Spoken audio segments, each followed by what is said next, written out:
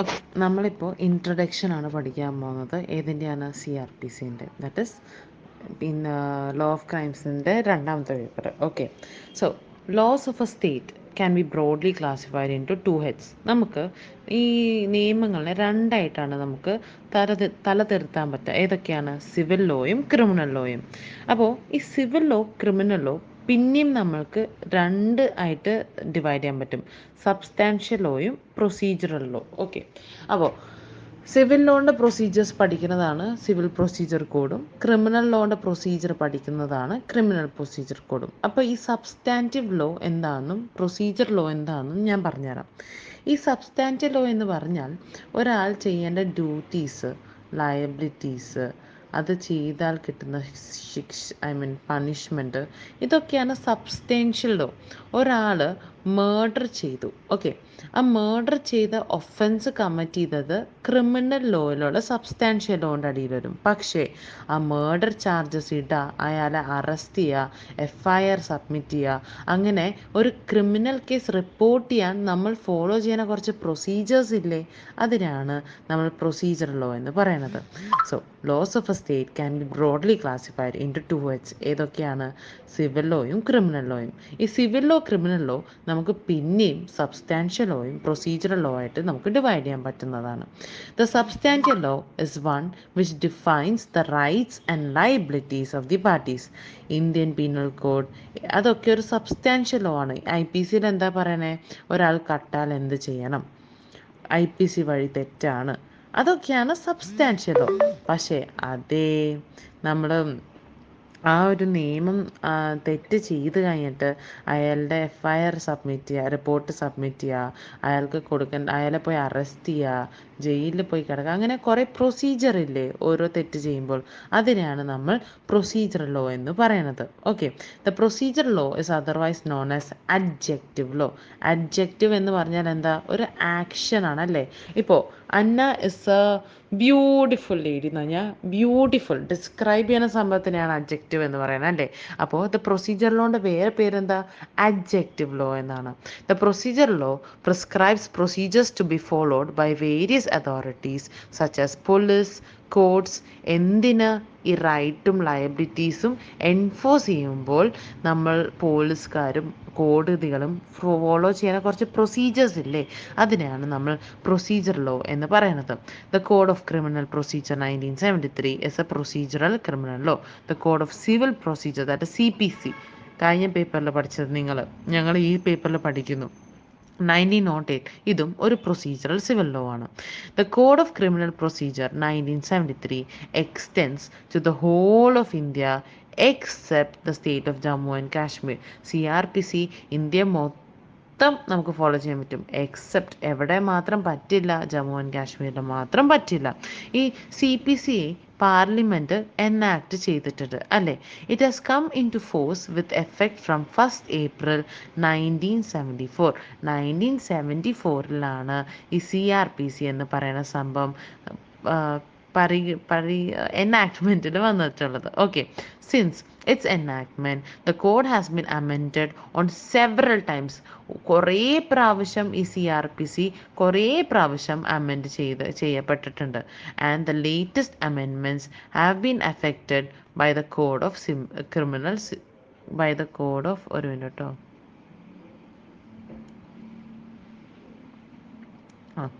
by the code of criminal procedure 2005 amend ചെയ്തിട്ടുണ്ട്, 2005 പിന്നെയും amend ചെയ്തിട്ടുണ്ട്.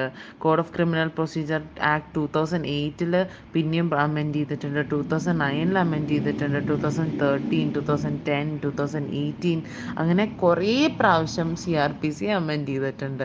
അപ്പോൾ CRPCയിൽ എന്താ ഉള്ളതെന്നാണ് നമ്മൾ പഠിക്കേണ്ടത്. ഒരു ഫാൻസി നമ്പറാണ്. The CRPC contains 484 സെക്ഷൻസും 2 ഷെഡ്യൂൾസുമാണ്. എന്താണ്? 484 ഷെഡ്യൂൾസും 484 സെക്ഷൻസും 2 schedules ആണ് ഇതിലുള്ളത്. The Code of Criminal Procedure is intended to provide a mechanism. എന്താണ് ഈ CRPC തരുന്ന ഒരു ക്രിമിനൽ ലോ എൻഫോഴ്സ് ചെയ്യുക, അത് നടപ്പിലാക്കുന്ന പ്രൊസീജിയറിനെയാണ് CRPC എന്ന് പറയുന്നത്. ഈ CRPC എന്താണ് നമുക്ക് തരുന്നത്? ഒരു ക്രൈം ചെയ്യുമ്പോൾ അതിൻ്റെ അറസ്റ്റ് ചെയ്യാനത്, ക്രിമിനൽസിനെ അറസ്റ്റ് ചെയ്യുക, എവിഡൻസ് കളക്ട് ചെയ്യുക, ഒരാളുടെ കുറ്റം സമ്മതിക്കുക, FIR സബ്മിറ്റ് ചെയ്യുക, ഇന്നസെൻസ് പ്രൂവ് ചെയ്യുക, അങ്ങനെ വരുന്ന കുറേ പ്രൊസീജിയേഴ്സാണ് നമ്മൾ ഈ CRPCയിൽ പഠിക്കാൻ പോകുന്നത്. അടുത്ത വോയിസ് നോട്ടിൽ നമ്മൾ പഠിക്കുന്നത് ബെയിലബിൾ ആൻഡ് നോൺ ബെയിലബിൾ ഒഫൻസസും കോഗ്നിസൈബിളും നോൺ കോഗ്നിസൈബിളും ഒഫൻസസും ആയിരിക്കും. ഓക്കെ, ഇനി നമ്മൾ പഠിക്കാൻ പോകുന്നത് ഒരു ഈസി ചാപ്റ്ററാണ്. Bailable and non bailable offences എന്താണെന്നാണ്. സെക്ഷൻ 2A ആണ് ഈ ബെയിലബിൾ ഒഫൻസസും നോൺ ബെയിലബിൾ ഒഫൻസസും എന്താണ് എന്ന് ഡിസ്ക്രൈബ് ചെയ്യുന്നത്. ബെയിലബിൾ ഒഫൻസസ് എന്ന് പറഞ്ഞാൽ it means an offence which is shown as bailable in the first schedule or which is made bailable by any other law for the time being in force.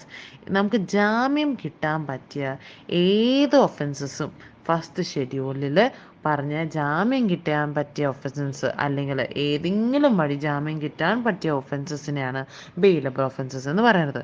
അപ്പോൾ non bailable offences എന്തായിരിക്കും? ജാമ്യം കിട്ടാത്ത offences ആണ് non bailable offences എന്ന് പറയുന്നത്.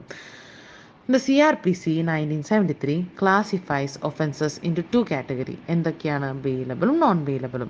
The first schedule of the code of CRPC classifies offences under the Indian Penal Code 1860 and other penal laws into bailable and non-bailable offences. IPCയിലുള്ള ഒഫൻസസിനെ ബെയിലബിളും non ബെയിലബിളും ആയിട്ടാണ് CRPC ക്ലാസിഫൈ ചെയ്യുന്നത്.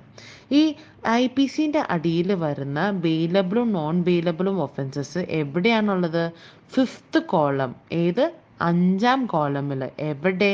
First schedule 5ാമത്തെ കോളമിലാണ് ബെയിലബിളും നോൺ ബെയിലബിൾ ഒഫൻസസ് ഏതാണെന്നാണ് IPCയിൽ പറയുന്നത്. In the case of offences under any penal law an offence is non bailable if the punishment of the offence is imprisonment of 3 years or more. Non bailable offence എന്ന് പറഞ്ഞാൽ എന്തായിരിക്കും? 3 വർഷം അല്ലെങ്കിൽ കൂടുതൽ 3 വർഷം അല്ലെങ്കിൽ കൂടുതൽ നമ്മൾക്ക് പണിഷ്മെൻറ്റ് കിട്ടുന്ന ഒഫൻസസിനെയാണ് നമ്മൾ നോൺ ബെയിലബിൾ ഒഫൻസസ് എന്ന് പറയുന്നത്. പക്ഷേ 3 വർഷത്തിന് കുറവാണെങ്കിൽ നമ്മൾ അതിനെ എന്താണ് നമ്മൾ പറയുന്നത്?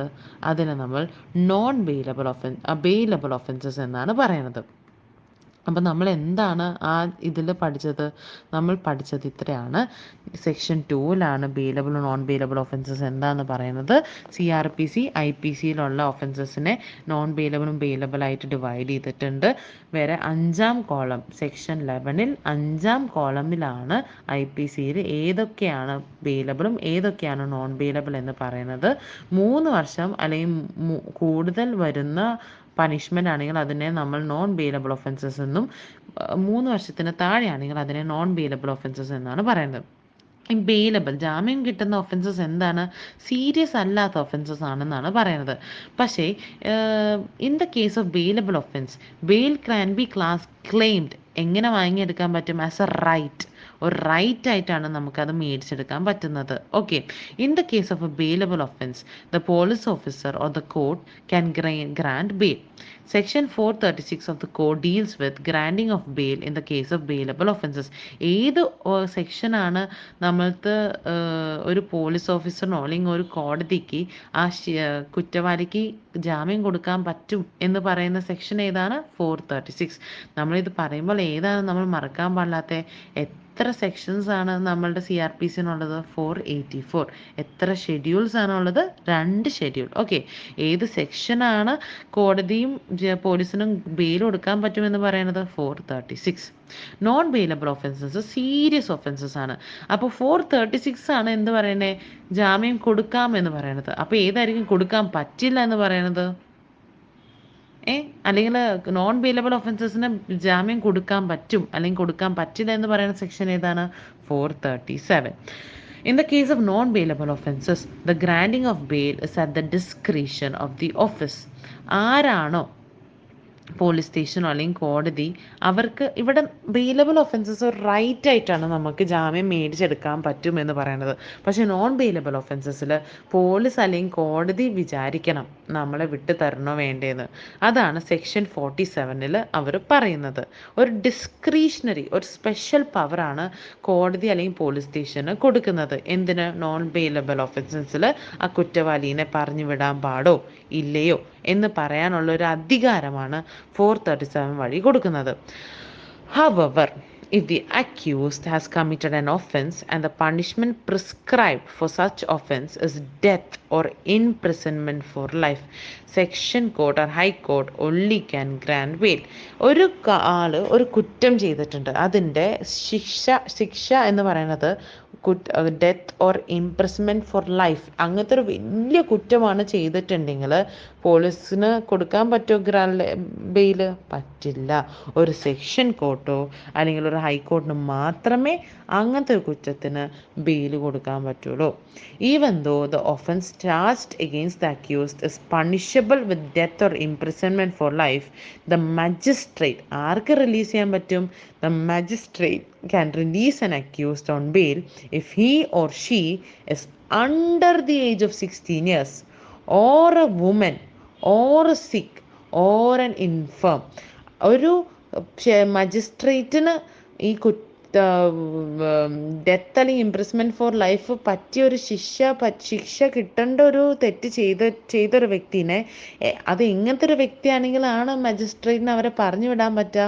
ഒന്നില്ലെങ്കിൽ അയാൾ 16 വയസ്സിന് താഴെ ആയിരിക്കണം, അല്ലെങ്കിൽ ഒരു പെൺകൊച്ചായിരിക്കണം, ഒരു വുമൻ ആയിരിക്കണം, അല്ലെങ്കിൽ ഒരു വയ്യാത്ത ഒരാളായിരിക്കണം, അല്ലെങ്കിൽ ഫേം എന്ന് പറഞ്ഞാൽ അൺസൗണ്ട് മൈൻഡോ അങ്ങനെ കുറച്ച് അസുഖങ്ങളുള്ള ഒരാളായിരിക്കണം. ഓക്കെ, അടുത്ത വോയിസ് നോട്ടിൽ നമ്മൾ പഠിക്കാൻ പോകുന്നത് കോഗ്നൈസബിൾ ഒഫൻസസും നോൺ കോഗ്നൈസബിൾ ഒഫൻസസ് എന്താണെന്ന്, അല്ലെങ്കിൽ cognisable cases non cognisable cases എന്താണെന്നാണ് നമ്മൾ പഠിക്കാൻ പോകുന്നത്. സെക്ഷൻ 2A ആണ് ബെയിലബിൾ ആൻഡ് നോൺ ബെയിലബിൾ ഒഫൻസസിനെ പറ്റി പറഞ്ഞത്. അപ്പോൾ എ വരുന്നു. കോഗ്നൈസബിൾ അല്ലെങ്കിൽ നോൺ സി എന്ന് പറയുമ്പോൾ എന്താണ് സെക്ഷൻ വരുന്നത് ഇവിടെ? സെക്ഷൻ 2C ആണ് കോഗ്നൈസബിൾ ഒഫൻസസ് എന്താണെന്നും നോൺ കോഗ്നൈസബിൾ ഒഫൻസസ് എന്താണെന്നുമാണ് പറയുന്നത്. Cognizable offenses means an offense for which a police officer, in accordance with the first schedule or under any other law for the time being enforce arrest without a warrant. Cognisable offences എന്ന് പറഞ്ഞാൽ എന്താണ്? ഒരു police ഓഫീസറിന് ഒരു warrant ഇല്ലാണ്ട് ഒരാളെ first schedule അനുസരിച്ച് ഒരു warrant ഇല്ലാണ്ട് ഒരാളെ കേസിൽ അറസ്റ്റ് ചെയ്യാൻ പറ്റുന്ന ഒരു ഒഫൻസിനെയാണ് നമ്മൾ കോഗ്നൈസബിൾ ഒഫൻസ് എന്ന് പറയുന്നത്. Cognizable case means a case in which a police officer may, in accordance with the first schedule or under any other law, in the time being arrest without a warrant. So cognizable offense or cognizable case എന്ന് പറഞ്ഞാൽ എന്താണ്? First schedule, according to first schedule ഒരു police ഓഫീസറിന് ഒരു warrant ഇല്ലാണ്ട് ഒരാളെ arrest ചെയ്യാൻ പറ്റുന്നതിനെയാണ് cognizable അല്ലെങ്കിൽ cognizable Offenso cognizable case എന്ന് പറയുന്നത്. സോ നോൺ കോഗ്നിസബിൾ ഒഫൻസ് അല്ലെങ്കിൽ നോൺ കോഗ്നിസബിൾ കേസ് എന്താണെന്നാണ് നമ്മൾ അടുത്ത് പഠിക്കാൻ പോകുന്നത്. ഒരു നോൺ കോഗ്നിസബിൾ ഒഫൻസ് എന്ന് പറഞ്ഞാൽ എന്താണ്?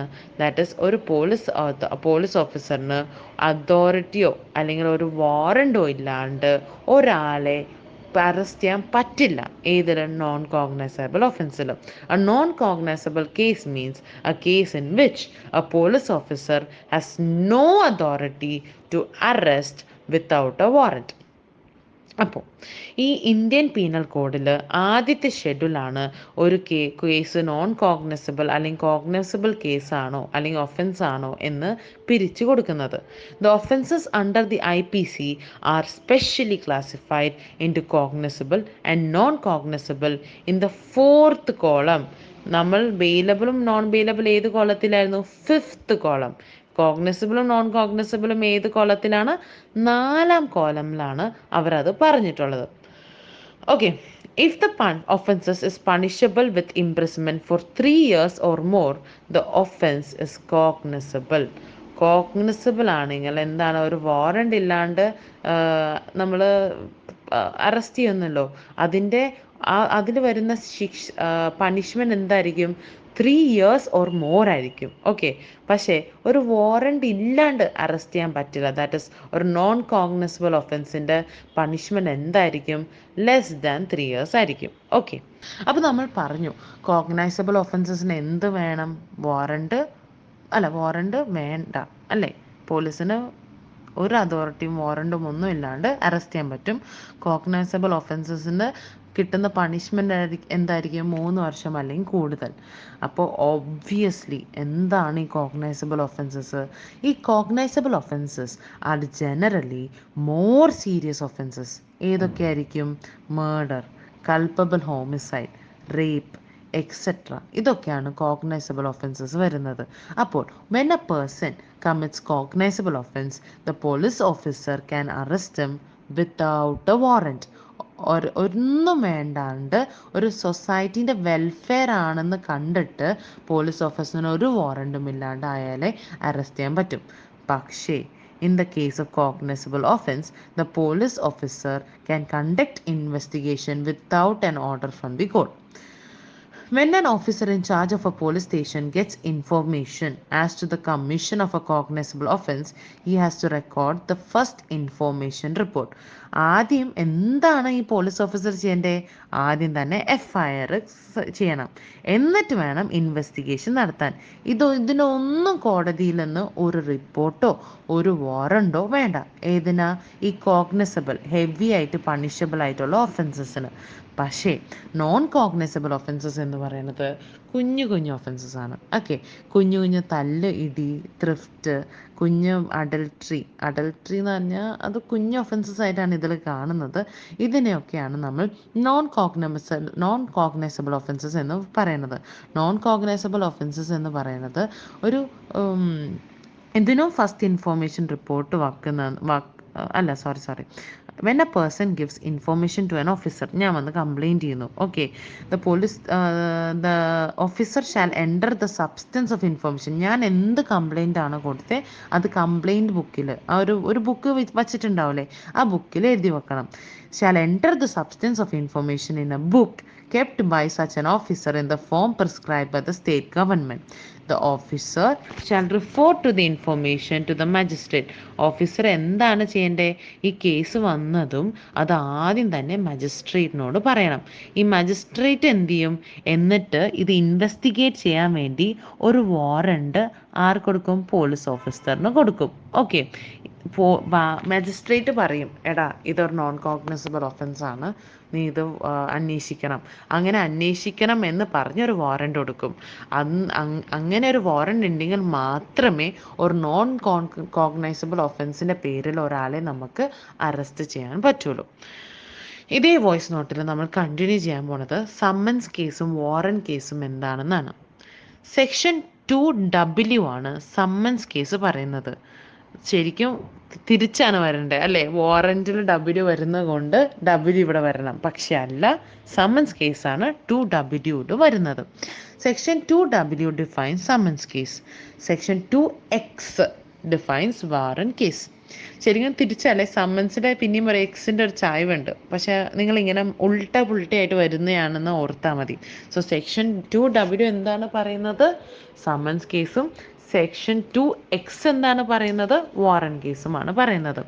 സെക്ഷൻ 2W സീസ് ദാറ്റ് എന്താണ് ഈ സമ്മൻസ് കേസിനെ പറ്റി പറയുന്നത്? A case which is not a warrant case is a summon case.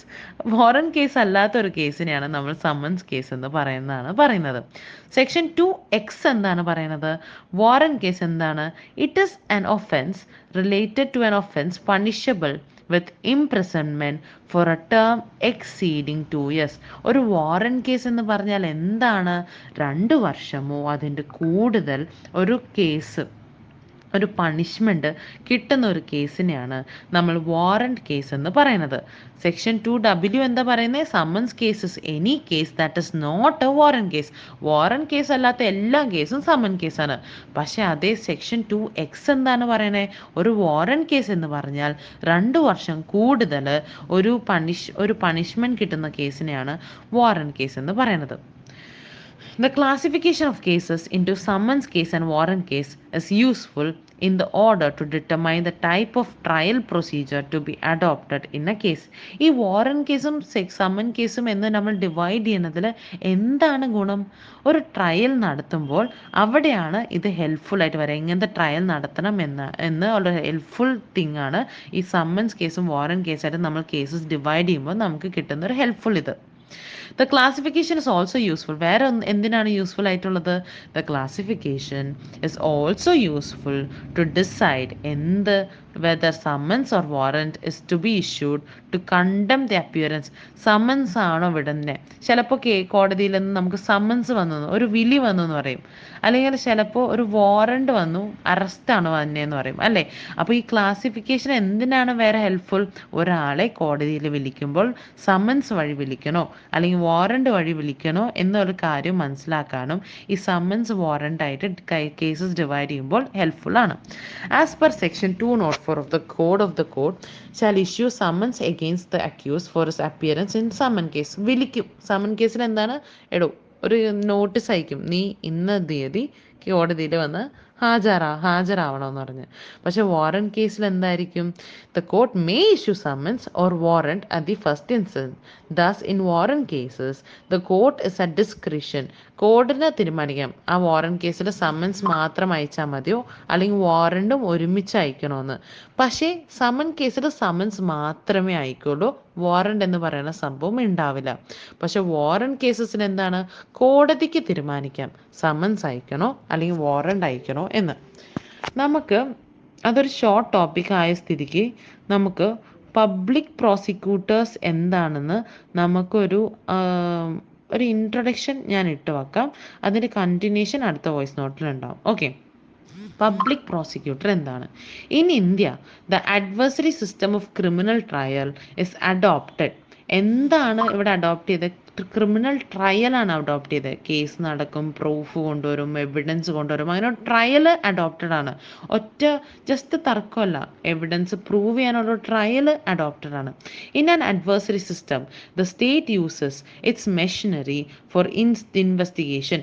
State എന്താണ് അതിൻ്റെ മെഷീനറി എന്ന് പറഞ്ഞാൽ എന്തൊക്കെയാണ്? ടൂൾസ്, പോലീസ്, ഫോറൻസിക്, അങ്ങനെ പല ഡിപ്പാർട്ട്മെൻറ്റ്സിൻ്റെ ഹെൽപ്പ് യൂസ് ചെയ്യും. എന്തിനാണ്? ഒരു ക്രൈം ഇൻവെസ്റ്റിഗേറ്റ് ചെയ്യാൻ അല്ലേ. The accused will be entitled to appoint or engage a competent defence counsel to challenge the evidence of the prosecution. Prosecution എന്ന് പറഞ്ഞാൽ എന്തായിരിക്കും? ഈ മെഷീനറിനെയാണ് പ്രോസിക്യൂഷൻ എന്ന് പറയുന്നത്. ഒരു മരണം, ഒരു കൊലപാതകം നടന്നു. ഓക്കെ, പ്രോസിക്യൂഷൻ എന്ന് പറഞ്ഞാൽ ഈ സ്റ്റേറ്റ് ആണ്, കേരള ഗവൺമെൻറ് ആണ്. അപ്പോൾ it is against the Kerala government versus ആര്? ആ മറ്റേ കുറ്റവാളി. അപ്പോൾ ഈ പ്രോസിക്യൂഷൻ നടത്തിയ ഇൻവെസ്റ്റിഗേഷനും എവിഡൻസിനെയും ഡിഫെൻസ് ചെയ്യാനായിരിക്കണം ആ കുറ്റവാളി അവിടെ നിൽക്കുന്നത്. അതിനാണ് പബ്ലിക് പ്രോസിക്യൂട്ടറിൻ്റെ ഒരു ബിഗിനിങ്. നമുക്ക് അടുത്ത വോയിസ് നോട്ടിൽ പബ്ലിക് പ്രോസിക്യൂട്ടർ എന്താണെന്നും നമുക്ക് ബ്രീഫായിട്ട് നോക്കാം.